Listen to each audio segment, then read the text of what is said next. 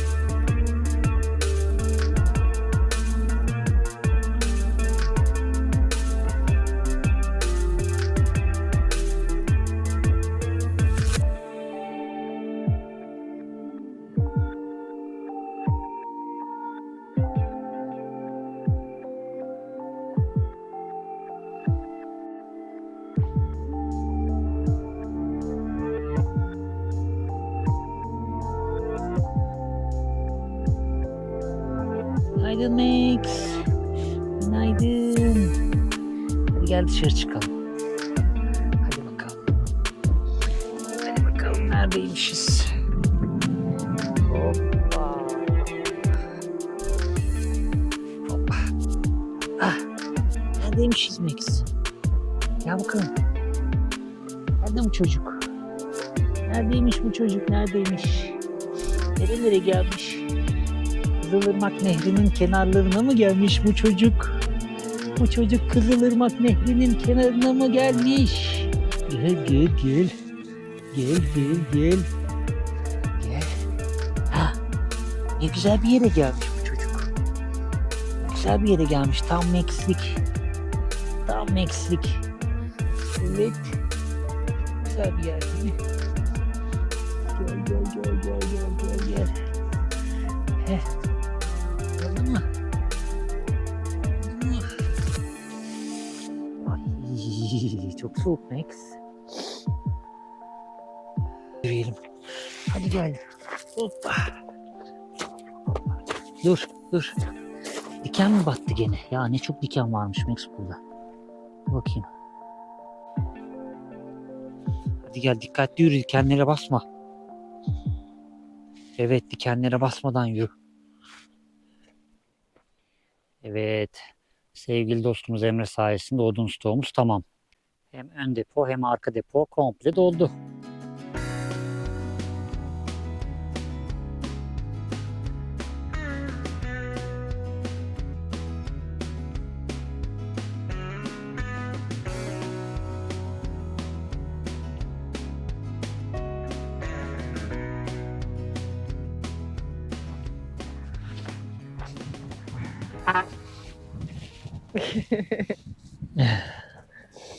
Max'cığım sana da getirdim mama. Mama getirmiş sana gülden. Yavaş gel. Al bakalım. Yat oraya. Oo. Gölgeye aferin. Vay be. Kaç insanın Kızılırmak kenarında evi olabilir? Ya hem de şöyle bir ıssızlığın ortasında yani. Ya. Kendimize özel girdaplarımız. Evet çok güzel gözükmüyor mu? Sanki su kaynıyormuş gibi böyle Evet. önümüzde. Manzaramız harika ya. Kırşehir'in ilk noktası muhteşem. Karavanla 81 il Türkiye turunun 9. şehri Kırşehir ve ilk videosu manzaraya bak. Evet, çok güzel bir yer Kızılırmak oldu. kenarında. Ve şöyle bir detay hemen. Kızılırmak Türkiye'nin en uzun ırmağı. Evet, 1355 kilometre. 10 tane şehrin içinden döne döne Türkiye'nin içinde doğuyor. Türkiye'den Karadeniz'e dökülüyor. Karadeniz'e döküyoruz. 10 Sen de tane şehir Samsun'da. içinde dönüyor böyle. Kızıldağ'dan başlıyor. Sivas'ın arka tarafında Evet. Kızıldağ'dan başlıyor. İsmini de oradan alıyor muhtemelen. Büyük ihtimalle. Sivas, Kayseri, Nevşehir, Kırşehir, Kırklareli, Çorum, Ankara, Samsun. Kaç etti? Unuttuğum var mı? Unutmuşsundur. 8 ya da 9 etti. Bakayım hemen. Kopya çekeceğim bir saniye. Nevşehir, Kırkşehir, Çankırı, Çorum. Sinop'u unutmuşum. Sinop. Evet, Sinop ve Ha. Samsun'dan dökülüyor. Sinop ve Samsun. Vay be. Samsun güzel ama. Bafra'da. Bafra'da kıyıda kaldığımız bir çay vardı, hatırlıyor musun? Evet. Belki oradan bile olabilir. Çıkış noktasını bilmiyorum Karadeniz'e nereden Yok, döküldüğünü oradan çünkü. değildir. Oradan değildir. Değil midir? Değildir. Çok güzel bir noktasındayız ama geniş. Ön taraftaki dönme girdap oluşumları çok güzel gözüküyor. Evet. Şansımıza hava da çok güzel. Sonunda güneş. Sonunda güneş ya. Yalnız sabah -3'tü. Sabah uyandığımızda saat 8-8.30'da -3 O dereceydi kadar burası. kar, soğuktan sonra -3 bile güzel Tabii gelmeye canım yani. başladı. Çok güzel bir lokasyon bulduk valla. Evet. Çok keyifli oldu. Şimdi tabii bu video hep böyle Kızılırmak kenarına geçmeyecek. Bugün gezeceğiz. İkmal yapacağız, gezeceğiz. Su depomuzu dolduracağız. Manzaranın Mutfağımızı tadını çıkarttık. dolduracağız. Yola devam edip gezmek lazım. Evet.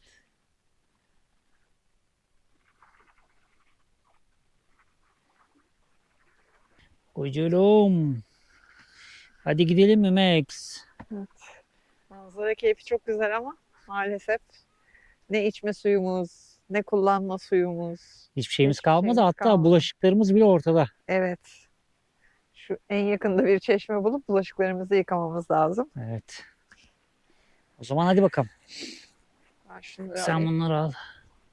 Hoppa. Sen de geleceksin mi Max bizimle? Bence gelir ya. Max gelmeyecek misin? Hadi sen de hazırla. Yatağını topla. Oyuncaklarını topla. Oyuncaklarını topla kenarıya.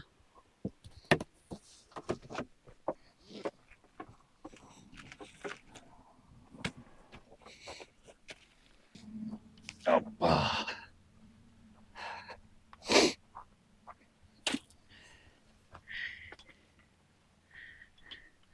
Şunları verdim. Alıyorum şimdi. Evet. Max. Bunun içine son kalan suyla kahve şeylerini duruladım da Tamam. dökülmesin. Suları şöyle dökeyim. Çöpümüz de dolmuş. Onu Onları al. diğer çöplerin yanına koyacağım. Sen bunları al, onları bana ver. Al. Değiş tokuş yapalım. Evet. Hazır mıyız? Biz hazırız. Biraz kaşınıyoruz ama Max'le. Hazırız. Hadi gidelim. Bulaşıklarımız da hazır. İnşallah dökülmezler.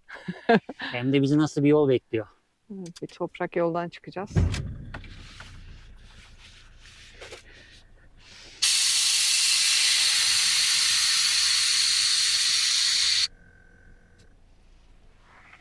Süspansiyonlarımız hazır galiba. Hoppa.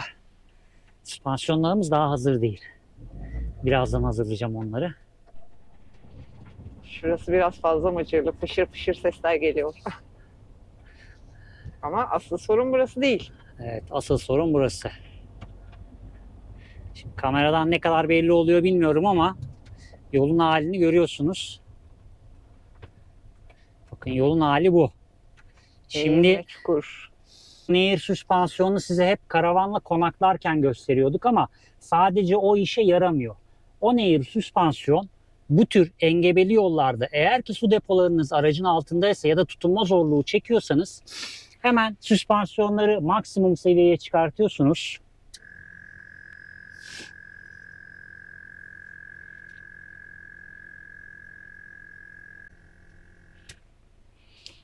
Ve yola devam ediyorsunuz.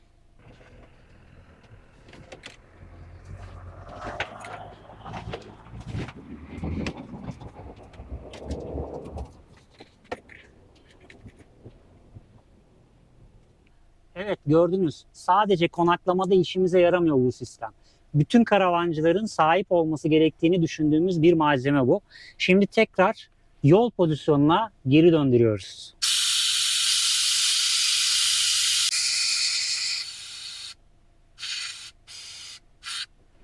Özellikle önden çekişli araçlarda aracın arkasına yükselmesi çekiş fazlalığına sebep değil mi? Kesinlikle aracın patinaja düşmesini engelliyor bu durum. Ve ciddi bir yokuştu çıktığımız yer. Dışarıdan biz gördük. Sen içeriden ne kadar fark ettin bilmiyorum ama. Tahmin edebiliyorum sadece. Hadi o zaman yola devam. İlk hedef su bulmaya. Hadi bakalım. Hoşça kal Kızılırmak şimdilik. Tekrar görüşürüz. Kırşehir'in birçok noktasında Kızılırmak'a tekrar ulaşabileceğiz. Ama onun haricinde zaten 10 şehirde daha Kızılırmak var. O yüzden bence yakın zamanda tekrar görüşürüz. Kesinlikle. Daha fazla doya doya keyif yapabiliriz. Spa mısın sen acaba? Onlar nasıl bakışlar öyle? Spacım.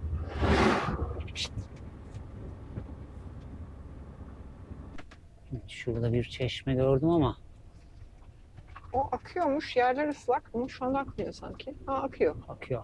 Ama bir tane daha ileride var. Araba gitti oraya doğru. O daha çok hızlı akıyor. Değil mi? Ya da içilebilir sudur belki. Oraya gittiğini düşününce. Bakalım.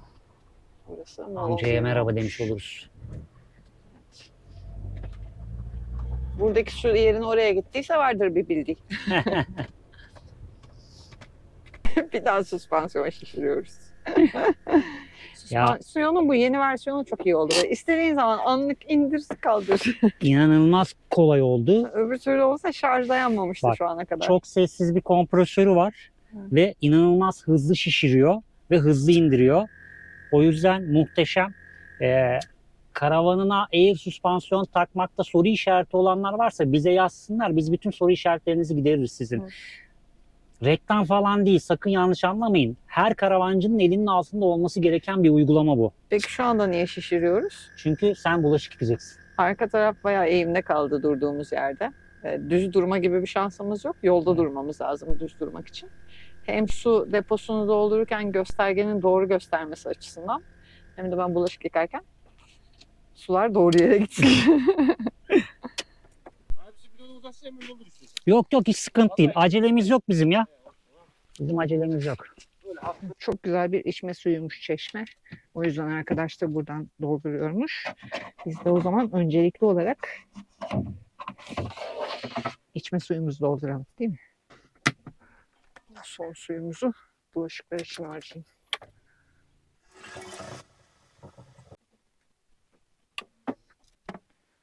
Sıcak su koymak için şey yaptım, çektim o son kalan suyu.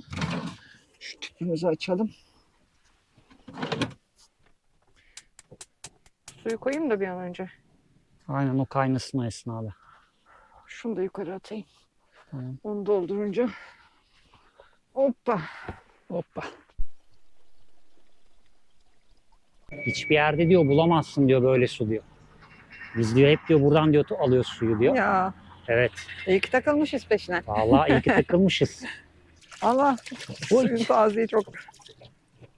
Gidip geliyor tazik. Aa, gitti. Gelir şimdi yana.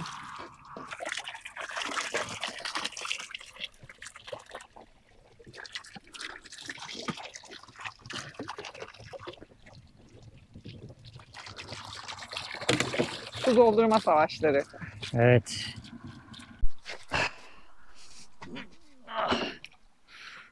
Şimdi öteki tarafı doldurabilirim.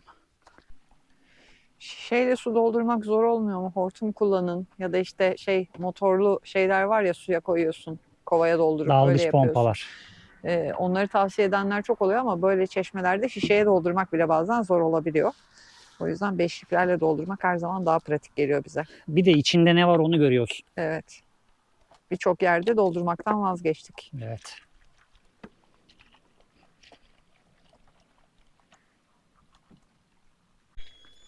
Benim suyum kaynamış, ben gidiyorum.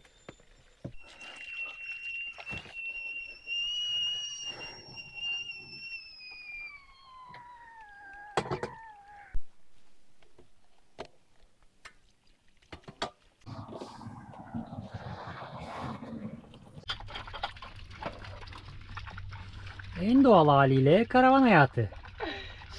Eskiden çeşme başında yıkarlarmış ya. Çamaşır yıkar. Bizde bulaşık. Çamaşırların kuruma derdi olmasaydı da çamaşırları da yıkasaydık şurada 2 dakikada hemen. Vallahi ya güzel olurdu. Max'i de saldık.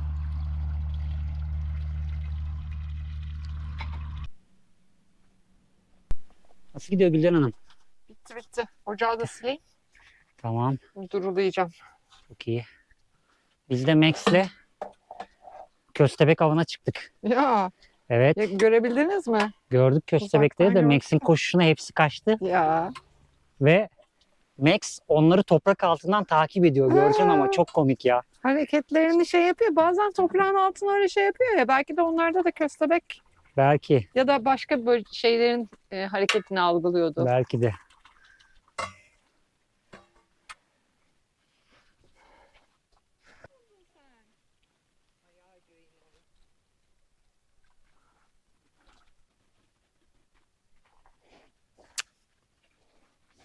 Vazgeçtim. Bir çeşmebaşı macerası daha. Böylelikle son buluyor. Keyfimizi de yaptık. Max Efendi'nin gönlünü de yaptık. İçersin halinde Gülden Hanım. Kurulamaya geçtim. Harikasınız.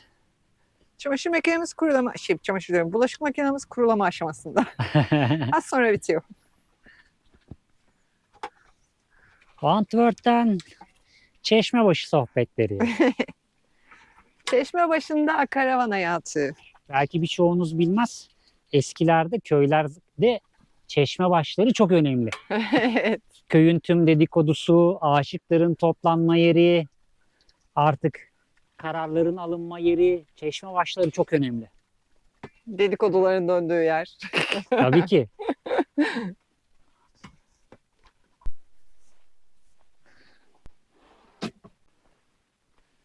Evet, bitti benim işim. Bak iz peşinde Beyler. seninki. İş peşinde. Burası tamam, burası tamam, burası tamam. Ay şurayı. Biraz su olmuş. Hazırız. Hadi gidelim o zaman. Bakalım.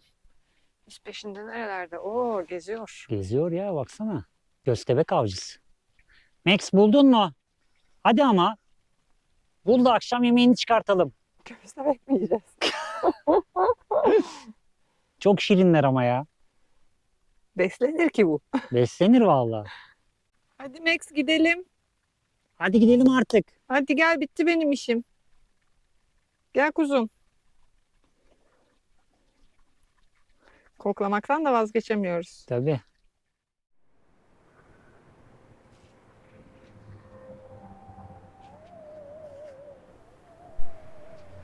Selçuklulardan günümüze ulaşmış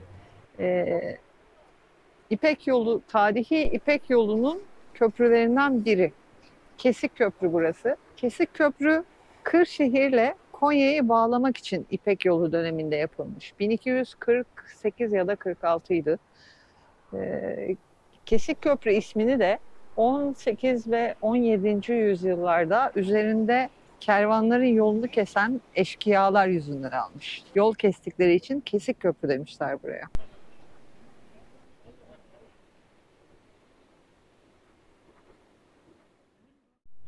Şimdi Kesik Köprü'nün hemen yanı başında Cacabey Kervansarayı'na gidiyoruz. Cacabey Kervansarayı köprü başına yapılmış nadir kervansaraylardan birisi.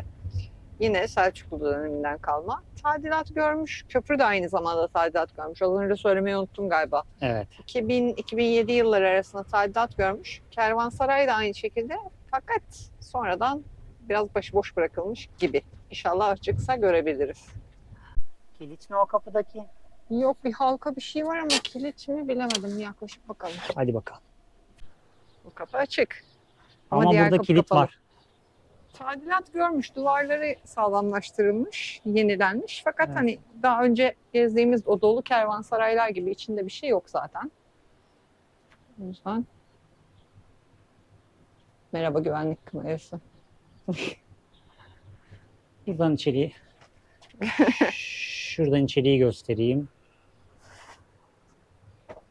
Evet. Bakayım. Maalesef bu kervansarayı gezemiyoruz. Çünkü kapalı. Kervansarayı dıştan görecek olursanız hemen arkamda görüyorsunuz. Geniş bir alana sahip zaten. Bence önemli bir alan. Değerlendirilmesi ve turizme kazandırılması gerekir diye düşünüyorum. Madem öyle yola devam edelim. Gezeceğimiz yerler bu kadar. O mazot da almamız lazım. Evet, mazot almamız lazım, market alışveriş yapmamız lazım. Zaten su ve bulaşıklarla bayağı vakit harcadığımız için yakın bölgede de gezecek yer olmadığı için şimdilik gezmeye veda ediyoruz bu videoda. Evet. Market alışverişimizi halledelim. Burası hemen arkada bir yerleşim var. Oralarda market vardır herhalde diye düşünüyorum. Yani içeride hiçbir şey gözükmüyor.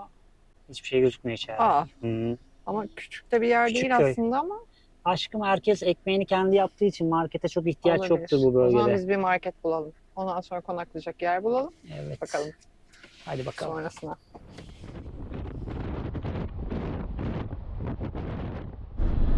Market bulamadık.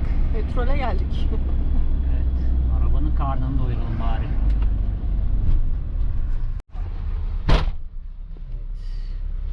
Hayatımızın en pahalı mazotunu aldık şu anda. Evet ya. Her alışverişte gerçi daha pahalısı oluyor da. Her Kaç? seferinde pahalanıyor. 65-61. 65-61 öyle bir şeyler. Çıkalım. Hoppa.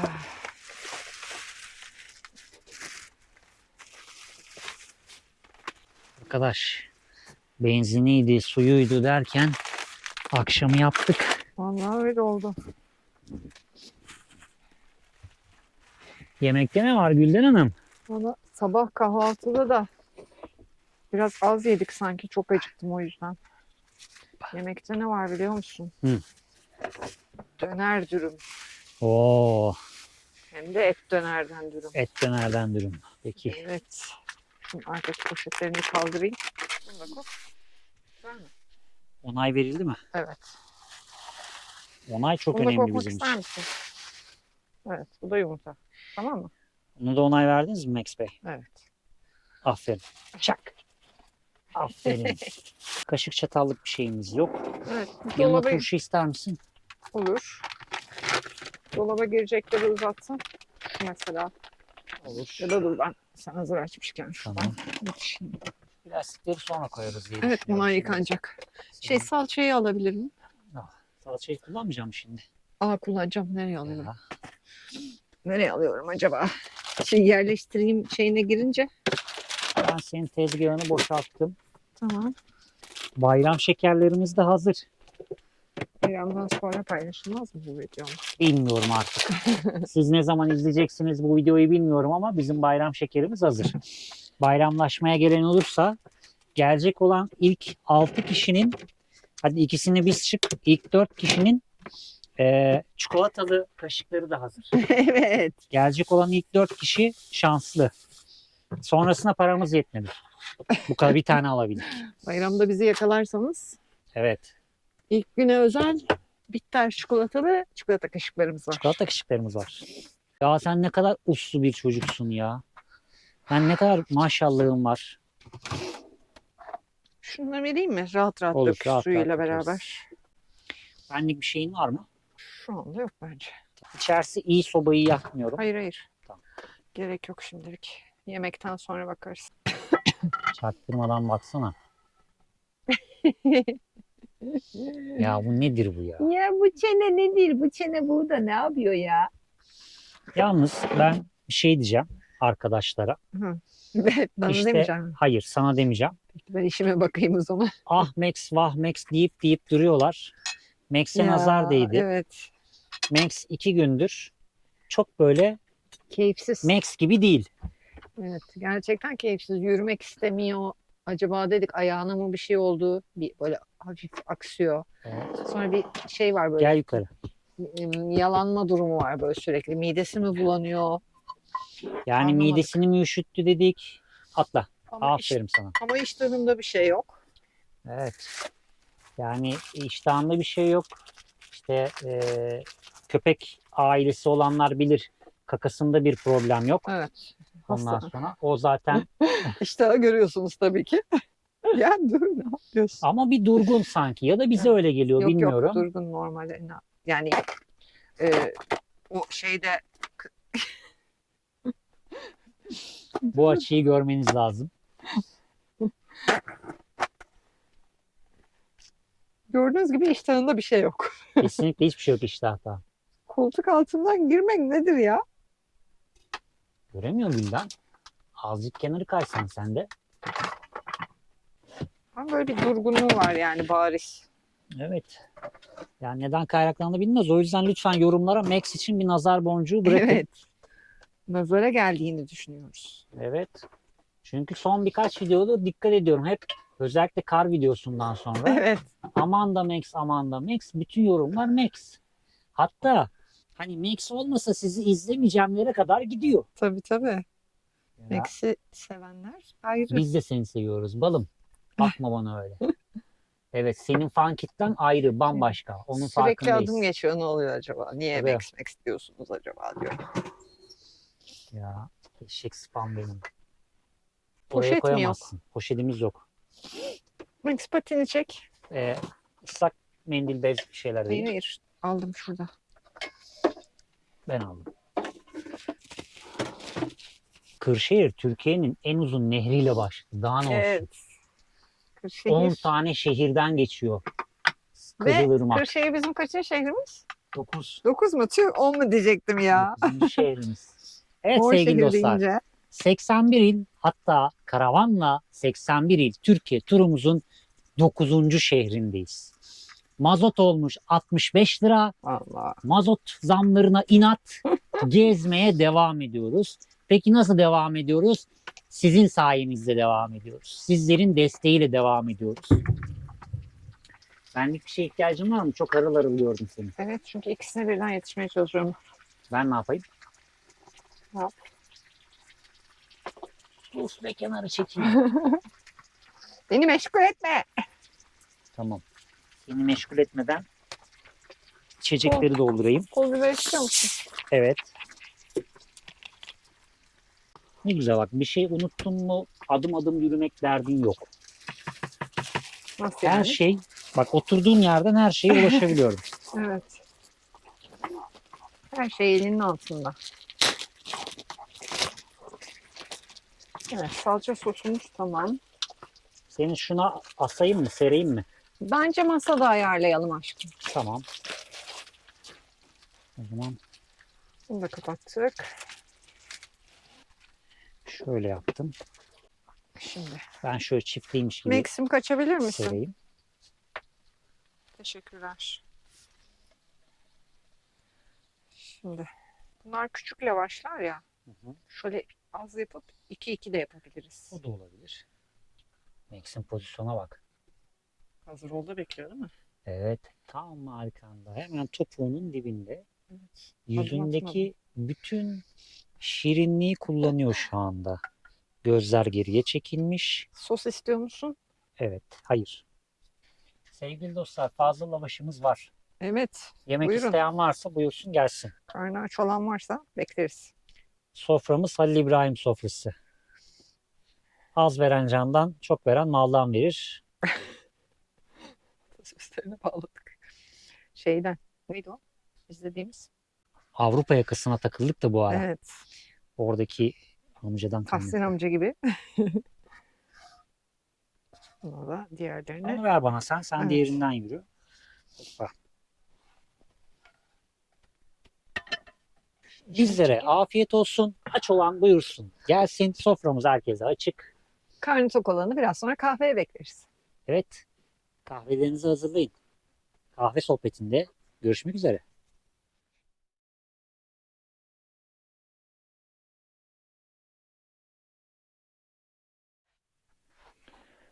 Şöyle koyayım. Biraz uzun atlama yapmam gerekecek. Evet.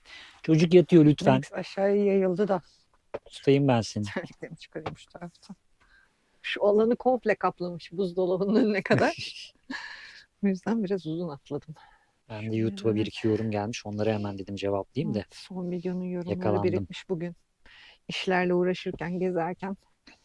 Kızılırmak Nehri'ni nasıl buldunuz? Biz Dostlar, bayıldık. biz bayıldık gerçekten de. Aman kahveleri döküyordum. Biz bayıldık. Çok keyifli bir yer. Çok keyif aldık. Biz orada 3 gece konakladık. Evet, videoya başlamadan önce aslında biz orada konakladık. Evet. Sizden gizli kaldık biz oralarda. Zaten Kırşehir'in girişi akşam üzeriydi, gün Evet. batımıydı. Girişteki tabela önünde çekim yapmıştık. Sonrasında dinlenmek için oraya gittik. Bir hasta olduk biz. Ya sormayın. Ama nasıl hasta olmak? İkimiz birden. Bende şiddetli bir migren ağrısı. Ayakta duramıyorum. İnanılmaz midem bulanıyor, çok affedersiniz. Yani kendime gelemedim ya. 2 gün değil mi? Evet. 2 gün benim İki, çok hatta kötüydü. 3 gün sayılır yani son gün. Yani çok kötüydüm. Yemek dahi yiyemedim. Hani kafamı yataktan kaldıramadım. O kadar uyuduğumu hiçbir zaman hatırlamıyorum ben. Evet. Gece gündüz Vallahi. uyukladık durduk yani hep beraber. Max'e dahil. Belki de bizden mi Max'e acaba o kırgınlık şeyi bulaştı. Belki de bilmiyorum. Hepimiz dinlendik bol bol. Kaldığımız yerde jandarma geldi. İlk Yıldızlar Savaşı vardı ilk gelenlerin arasında. Akşam oradaydık, sabah yani öğlen saatlerine doğru Tabii. muhtemelen 12 geldiler gibiydi. Biz onlar da. hala uyuyorduk. Evet. Geldiler. Adam şey diyor, komutan. Ya diyor, nereden buldunuz burayı? Hani Bizim için de normal bir şey olduğu için yani haritalardan dedim. haritalardan gayet normal. Ondan sonra Ama o kadar sersemdik ki yani nasıl konuştuk adamlarla. Onlar da böyle bir şeylerdi. evet, Sonra Tolga şey dedi, yasak mı hani acaba burada kalmak? O yüzden mi bu kadar sorguluyorsunuz gibi. Yo, yasak değil, keyfinize bakın dediler sonra. aynen, Ama biz yani bitik durumdaydık gerçekten. çok fenaydı. Ertesi gün daha komikti. Ertesi gün başka bir ekip geldi. Bunlar genelde Evet. uzman çavuşlarda doluydu, ikinci gelen ekip. Ve ben baş ağrısından mahvolmuş bir vaziyetteyim. 2 kat. Tamamen kendim kaymışım Saç baş dağınık. ve ateş basmış. Atletle duruyorum karavanın içerisinde. Yatağa yüzü koyun yatmışım. Evet. Hani karanlık bir ortama sokmaya çalışıyorum kendimi. Ondan sonra Gülden keza aynı, o da yatakta yatıyor bende. Camlar falan hep aralık açık. Biraz Ondan temiz sonra hava girsin içeriye aynı zamanda diye evet, öyle yayılmış duruyorduk yani. Bir de çok insanın hareket edip yürüdüğü bir yer değil. Evet, bir yol vardı hemen üst tarafta evet. ama yani bizim olduğumuz alana kimse gelip gitmediği için biz böyle pestilimiz çıkmış bir şekilde ev Ya haliyle duruyorduk. çok fenaydık. İşte onlar arabadan inmiş, Max'i sevmeye bile başlamışlar ön Evet. camdan. Ondan sonra ben atletle çıkınca, yan camı açınca bir anda böyle bir şaşırdılar falan böyle. Ondan sonra dedi, ne yapıyorsunuz burada falan. Dedim vallahi beyin şu an, dedim başım çok kötü ağrıyor. Migren Evet. atağım dedim tuttu. Ya dedi, ileride de hastane var, gitsene oraya dedi. Niye duruyorsun burada? Ondan sonra yok mok falan fişman, onlarla da bir güzel sohbet muhabbet. Evet. İşte nasıl, İki grup jandarma arkadaşımız oldu yani. hani hep olay şeye döndü sohbet esnasında. İşte nasıl dönüyor bu değirmenin suyu ya Evet. falan diye. İşte ne iş yapıyorsunuzdan başlayıp çalışmıyoruz deyince zaten. Şey çok iyiydi ama ilk gelen gruptaki o rütbeli şey demişti ya, ne yapıyorsunuz burada bozkırın ortasında?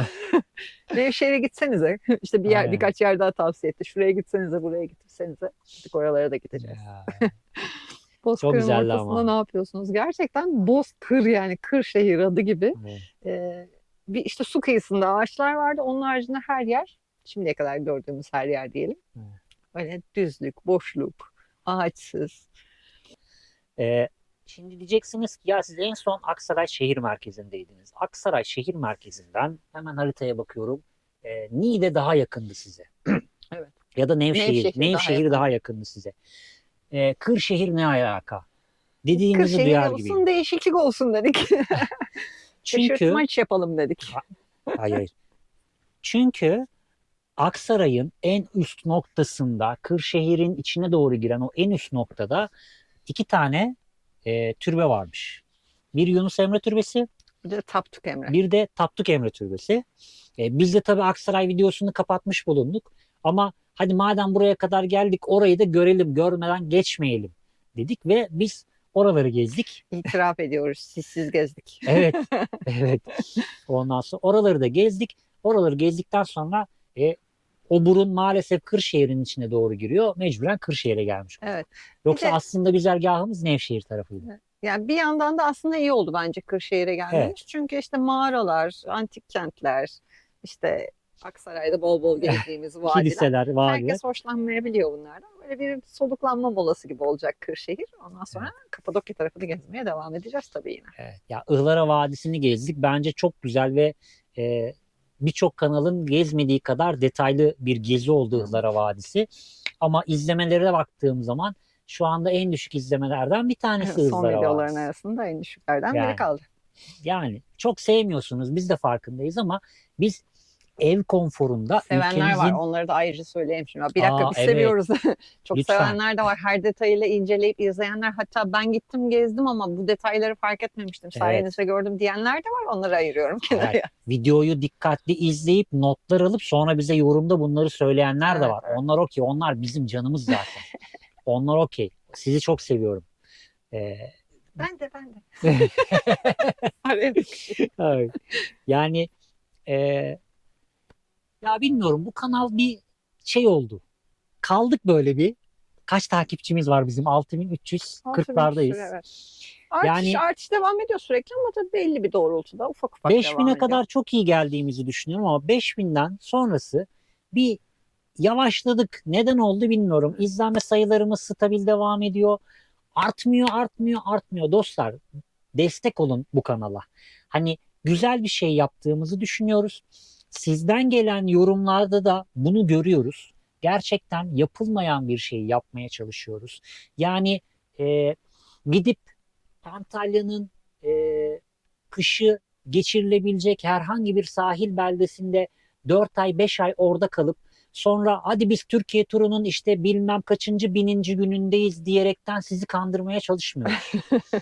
Yani var ama bunlar. Var canım. Ya da Şimdi işte böyle karavancıları takip eden arkadaşlar biz bu cümlelerimizden zaten kimlerden bahsettiğimizi anlıyorlar. herkes biliyor zaten tatlım. Yani kim isim vermeye de Evet, gerek yok evet. yani.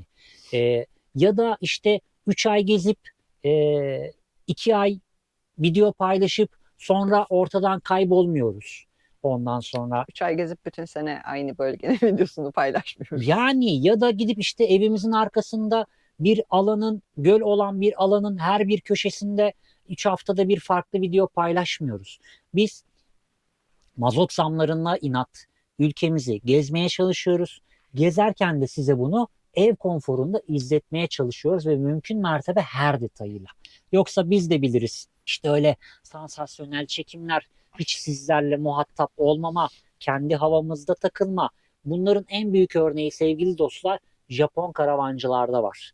Japon karavancıların videolarını izlerseniz Türkiye'de onları kimler taklit ediyor? Çok çok rahat görürsünüz. Hatta bazıları artık işi abarttı. İsimlere varana kadar kopyalamaya başladı. Hani Yani yapılmış ve tutmuş bir şey var. Niye devamı gelmesin ki? tabii Hani şimdi öyledir ya mahallede bir iş yeri açılır. Aa bu iş yapıyormuş. Neden ben de onu açmayayım deyip karşısına aynısını açarlar gibi. yani aynı şeyi satalım, aynı şeyi Evet. satmaya çalışalım diye.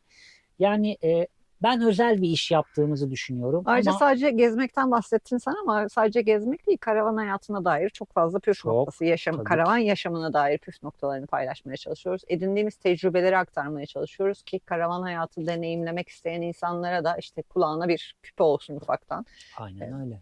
Projemizle başladı zaten olay. Amacımız karavan hayatının zorluğunu da güzelliğini de gezmesini de bazen hastalanmasını da olduğu Tabii. gibi olduğu haliyle size göstermek. Ya tüm doğallığıyla göstermeye çalışıyoruz. Gezmeyi sevmiyor olsaydık 81 il Türkiye turu yapmazdık belki de. Yani ya yani yapmaz. Tabii ki gezerdin canım ama yani. işte kafana göre gezerdin. Ama- Bu şehire giderdin, buraya giderdin. Tabii. İşte deniz görmek istiyorum deyip denize En giderdin. taplar neresi var? Oralı. Herkesin bildiği, standart ve herkesin de gezdiği aslında. Oralar gezilirdi. Ama bizim olayımız farklı. Biz ülkemizin bütün güzelliklerini gezme niyetindeyiz ve bunları da size aktarma derdindeyiz. Bizim tek derdimiz, tasamız bu. Gezelim, görelim, hep birlikte gittiğimiz yerlerde yaşayalım. Aynen. Plastik bardakları biliyorsunuz. Ben bunu birçok sohbette sizlerle denk geldiğimiz zaman sizlerle de bunu paylaşmışımdır muhakkak. Plastik bardaklardan hiçbir farkımız yok hiçbirimizin. Biliyorsunuz plastik bardaklar tek kullanımlık. İnsan hayatı da aynı. Tek kullanımlık bir ömrünüz var. En iyi şartlarda hastalanmadınız, sağlığınız çok iyi gitti. Bunun standartı 80-85 yıl. 80-85 yıllık ömrünüzde sorun kendinize şimdi. Kaç yaşındasınız? Kaç yaz daha görebileceksiniz? Mahallenizden çıktınız mı? Şehrinizden çıktınız mı? Bu yaşınıza kadar kaç tane şehir gördünüz? Pamukkale'ye gittiniz mi? Efes antik kentini ziyaret ettiniz mi? Ondan sonra ne diyeyim başka? Ihlara Vadisi'ne gittiniz mi? Yani hani kendi kabuğunuzdan ve konfor alanınızdan ayrılıp bir iki adım attınız mı? Ormanın içinde kayboldunuz mu? Atmayı istiyorsunuz ama hala cesaret edemediniz. Bazı engeller var. Önünüzde ne kadar bunları yapabilecek zaman var. Onları birazcık ön plana alırsanız zaten bizim gibi sadece kaç yazım var diye düşünmeyip kışın da Evet. geziyorsunuz. Hatta şey oluyor yani gezilmemiş günü kayıp gün gibi hissediyoruz bazen. Aynen öyle.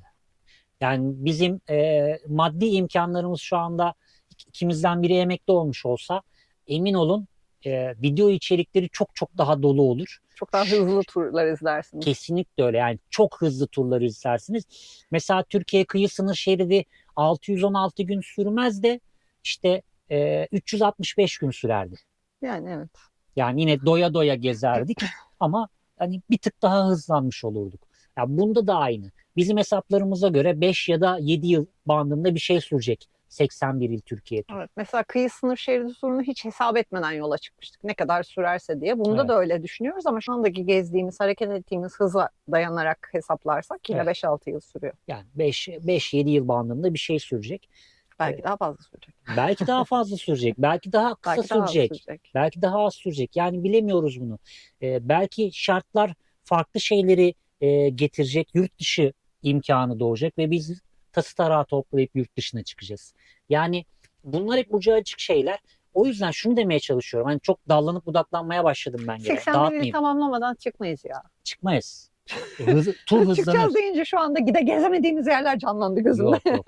Yani Gidemediğimiz yerler canlandı. Türkiye'de görmek istediğim çok yer Evet, var. evet. Hani onları gezmeden çıkmayız zaten. Şunu demeye getiriyorum. Tek kullanımlık bir ömrünüz var. Sağlığınız size ne kadar müsaade edecek? Hani belki bir süre sonra işte bir pandemi daha patlayacak ve yine evlere kapanacağız. Yine eşimizi, dostumuzu kaybedeceğiz ki çok kaybettik. Yani buna ne kadar öteleyeceksiniz ki hayatınızı? Hayat bir gün, o da bugün. Yani Direkt felsefeye döndük. felsefeye döndük ya. Ben bilmiyorum. Yani biz o kafadayız arkadaşlar. Hayalleriniz hayalde kalmasın. Evet. Yani aslında genel olarak bu hayallerin gerçekleşmemesinin en büyük sebebi o adımı atmamış olmak. Kesinlikle öyle. Bir ufak adımla başlıyor her şey. Niyetine girdikten sonra yollar o kadar güzel açılmaya başlıyor ki Evet. olmaması için hiçbir sebep yok aslında hiçbir hayali. Tabii Yani şu uçuk şeyler değilse. gelen jandarma arkadaşlarla da konuştuğumuz konulardan bir tanesi buydu. Dediler hani bir yerden sonra ya keşke biz de yapabilsek. Yapabilirsiniz. Yapamayacağınız bir şey değil. Bakın ev kiramız yok. Elektriğimiz, suyumuz, doğalgazımız yok. Bunlar en büyük kalemler. Evet. Baktığınız zaman şu anda Türkiye'nin herhangi bir noktasında 25 bin liranın altında ev kirası yok neredeyse. Hemen araya giriyorum. Biz 5 yıl önce kirada oturduğumuz eve en yüksek yani en son ödediğimiz kirayı söylüyorum. Hatta evi değil de bu karavanı yaptığımız Hı hı. yerdeki kiramız 1000 liraydı. Evet. 5 yıl önce biz en son 1000 lira kira verdik. Şu an 25 bin lira. Elektrik faturamız falan da sanıyorum 250-300 lira civarındaydı. Evet. Doğalgazımız yoktu o zaman. Ee, Başka ne kalıyor? Telefonlar zaten normal. Telefonlar bu normal. 1000 lira burada. kiraya oturuyorduk biz en son. En son verdiğimiz para o. O yüzden şimdi duyduğumuz fiyatlar bizim aklımız almıyor yani o kiraları 25 bin liralar 30 bin liralar. Doğalgaz faturası geliyor 5 bin lira 10 bin lira. Hiç aklımız almıyor. Ve hani şöyle düşünün. Bizim ikimizin de sabit bir geliri yok. Evet. Bizim ikimizin de Bursa'da bir evi yok. Ya da Onu bir herhangi bir kiraya yerde. vermiş olduğumuz bir gayrimenkulümüz, bir şeyimiz yok. Tek varlığımız bizim bu karavan. Başka bir şeyimiz yok. Evet. Ve biz buna rağmen bunu cesaret edip işte bu kolumdaki bileklikleri yapıyoruz. Bilekliklerden önce makrame üretip satıyorduk. Evet. Hani makramelerden önce ikimiz de motosiklet kullanıcıyız. Çok fazla ekipmanımız vardı. İkinci el uygulamalardan onları satarak bir süre hayatımızı idame Evet. ettirdik. Ufak tefek karavan tadilatları geldi. Onlara biz destek olduk. Sağ olsunlar onlar bize destek oldu.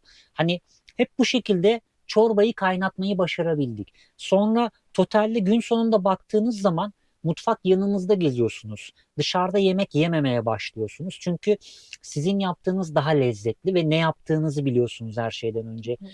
Şu bir fincan kahveye şu anda 150-200 lira para alıyorlar dışarıda ve içtiğiniz şeyin kahve olduğuna bile bin şahit ister. Lüks yere gittiğiniz zaman daha fazla paralar veriyorsunuz. Onu diyecektim. Belki daha bile pahalı olabilir şu anda. Biz bir paketini alıyorsunuz 94 liraya. 10 sefer belki daha fazla sefer kahve yapıyorsunuz. Şimdi bunları göz önünde bulundurduğunuz zaman harcamalarınız minimuma düşüyor.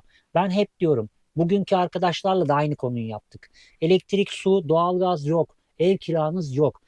Harcayacağınız masraf ne kadar hızlı gezerseniz o kadar mazot ki bizim gibi aylık 300 ila 500 kilometre yol yapıp 10 tane farklı noktada da konaklayabilirsiniz. Evet. Bu da size günde 3 günde bir nokta yapar. 3 gün. Uzun süre kalmıyorsunuz hiçbir yerde bakın. Ayda yarım depo mazot civarında geziyoruz biz bu Yani turda şu anda. 5 liraya da olsa depo 2500 lira mazot masrafınız. 15 bin liradan hesaplasanız geriye kalan 12.500 lira mutfak masrafınız tutar sizin. 12.500 lirayı da 4'e böldüğün zaman aylık haftalık 3.000 lira gibi bir rakama gelir. Allah bin bereket versin güzel bir rakam. Etinizi de alırsınız, Biz haftalık kıymanızı da alırsınız. yarısını falan harcıyoruz şu anda Aynen haftalık öyle. aslında. Aynen öyle. Ve bizim Max'imiz var. Max'in ihtiyaçlarını da biz bunlardan Evet. karşılıyoruz. Yani bizim harcadığımız rakam 15 bin bandında bir şey. 12 ila 15 bin bandında Hı hı. dönüyor. Yani siz niye bunu yapamayasınız?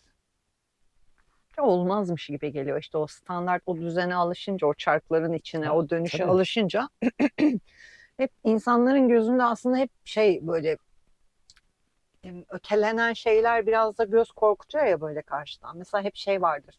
Karavanın vergi bize çok soruyorlar ya bunu. Evet. Karavanın vergisi çok yüksekmiş. Ben de hayal ediyordum. Sırf o yüzden vazgeçtim. Ne kadar bunun vergisi? Bize belki 500 kişi sormuştur bu soruyu. Karavanın vergisi çok yüksek değil. Hayır ya. Binek bir arabadan çok az fark var ki bazı binek arabalar karavan vergisinden daha Daha pahalı. fazla. Tabii. Hatırlıyorsan annemin hem sigortası Sigortası. hem vergisi bizim karavandan daha pahalıydı. Aynen öyle. İşte göz korkutuyor hep böyle şeyler. Büyük Yani lüks. kulaktan dolma bilgilerden Evet. kaynaklanıyor bu. Tıpkı Unimog'un 60 litre yakıyor denmesi gibi. İmkanı yok arkadaşlar. Kulaktan dolma bilgilerle hareket etmektense ya da işte sosyal medyadaki o özellikle Facebook sayfalarındaki bilgilerle hareket etmektense biraz araştırın.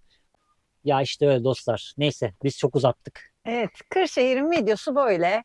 Biraz doğada, biraz karavan işleriyle uğraşarak geçti. Çünkü biz bugünlerde bunları yaşadık. Evet. Bakalım bir sonraki videolarda neler yapacağız Kırşehir'de. Gezecek, Hemen görecek yerlerimiz var. Hemen spoiler veriyorum. Bir sonraki video Kırşehir merkez. Evet. Kırşehir'in merkezi nasıldır? Kırşehir şehir merkezi diyelim. Evet, Kırşehir şehir merkezi. Kırşehir şehir merkezinde nereler var? Nerelere gidilebilir? Nerelere gezilebilir bizim kafamızda? Bir sonraki videoda bunlar olacak sevgili dostlar. Tavsiyeleriniz varsa buralarla ilgili yorumlara yazarsanız biz de listemize ilave ederiz hemen. Aynen öyle. Kendinize çok iyi bakın. Bir sonraki videoda görüşmek üzere. Hoşçakalın. Hoşçakalın. Yine çenem düştü. Evet, Yine çok Evet. ama bak toparlamaya çalıştım ara ara. toparlayıp başka konuya evrildik. Ay, ne Toparladık, yapayım? başka Çok konuya dolmuşum döndük. tatlım ya. Çok o gelen yorumlar beni yoruyor gerçekten de yani. Yalnız sonunda da güneş görebildik ha. Cumartesiye kadar güneşli. Oh çok güzel. Evet. İyi bari aküler dolu kalacak birkaç gün. Ve gece eksi dereceye düşmüyoruz. Sıfıra düşüyoruz ama eksiye düşmüyoruz. Artık düşmeyelim ya. Gerçi düşsek de problem değil. Odun stoğumuz ağzına kadar dolu şu Ya an. evet.